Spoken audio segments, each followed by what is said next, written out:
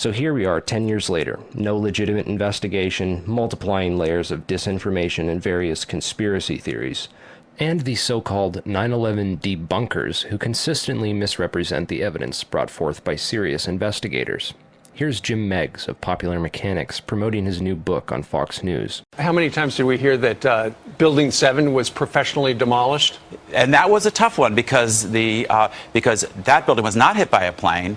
In the end, it was proven that it was the result of prolonged fires that weakened the internal structure of the building. And of course, Rosie O'Donnell famously said, with that, it's the first time in history that fire melted steel. Appendix C of the FEMA report shows one of the only studied pieces of World Trade Center 7 steel and clearly indicates sulfide eutectic formation and intergranular melting, which could not have possibly occurred in a fire.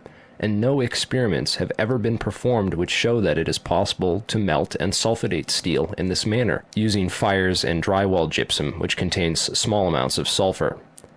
Listen as Jim Meigs uses this same fallacious sidestep tactic, which can be found on numerous debunking websites, as well as Michael Shermer's article from Scientific American, all of which completely avoid the evidence that steel actually melted at the World Trade Center, and instead claim that the steel didn't need to melt for the building to collapse and the official story to be told. A lot of people had a hard time understanding how buildings could fall down as a result of fire, but what we found is it doesn't take temperatures high enough to melt steel. It just has to heat up the steel so it expands and then softens and weakens the structure until it collapses. Okay. That may be true, but you still didn't explain how the World Trade Center 7 steel from Appendix C of the FEMA report was melted with holes through it like Swiss cheese, for God's sake. And one of the new things in this particular update that you've got is there are some guys who claim to have collected some air samples, and in that air sample was what? Some dust. They call it nanothermite. Now, thermite is a compound that if you apply it in a certain way, it can actually melt metal in certain conditions.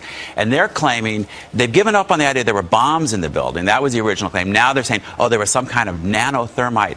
And of course, you talk to demolition experts, the whole idea is ridiculous. Interesting. Popular Mechanics is now claiming that it is ridiculous to think that thermite could be used to demolish a steel structure.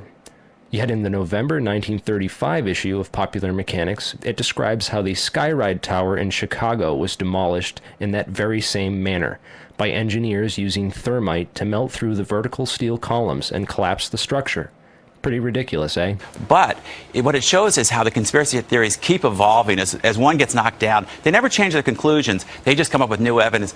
That's probably because there's so much evidence, which we will continue to compile and make public until the truth is known and the perpetrators are brought to justice. Now they're literally claiming their best evidence is grains of dust found in the street near ground. As if the size of the evidence has anything to do with how important it is. DNA is even smaller than the nanothermite particles which can be found uniformly throughout samples of World Trade Center dust. Yet DNA is used routinely to convict criminals in court cases all over the world. Just like the nanothermite evidence from the World Trade Center dust will someday convict the 9/11 criminals.